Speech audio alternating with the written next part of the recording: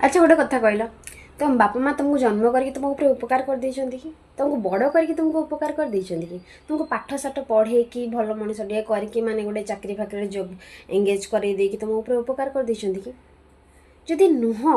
हेले से तुम वाइफ को 24 घंटा कहीं जतौ था जे आमे तुम ऊपर उपकार कर देइचे आमे एते बड़ करिचे आम पुओ को तेणु तोर ड्यूटी से उपकार को आम माने आमर सेवा करिवु जीवन सारा आम सेवा करिवु आमे जहाँ इच्छा ताकू जहाँ इच्छा ता हम तते कहि पारिबु सुनै पारिबु करै पारिबु तोर सेटा ड्यूटी काहेकि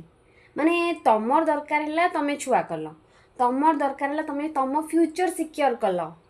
है तमें तुम फ्यूचर सिक्योर कल जे से गोटे इन्वेस्टमेंट जो छुआ मान को बड़ करती से गोटे इन्वेस्टमेंट जे ये 20 वर्ष आम बढ़ेलु पाठ पढ़ेलु बड़ लिखालु चाकरी बाकरी करैलु ताले बुढ़ा बयस सी आम ध्यान रखिब आ फ्री जो वाइफटा नहीं आसब सी आमर सेवा जत्न कर पुणी फ्री रे आम गाली गलज भी करूँ ताना मारू शुणेबू जहाँ इच्छा ता करूँ कारण आम गोटे उपकार कर देचु ना कौन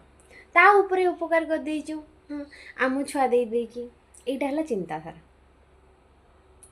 ଯଦି ଖରାପ ଲାଗିଛି ମୁଁ ସବୁ ବାପା ମାଆଙ୍କୁ କହୁନାହିଁ କିନ୍ତୁ କିଛି କିଛି ଅଛନ୍ତି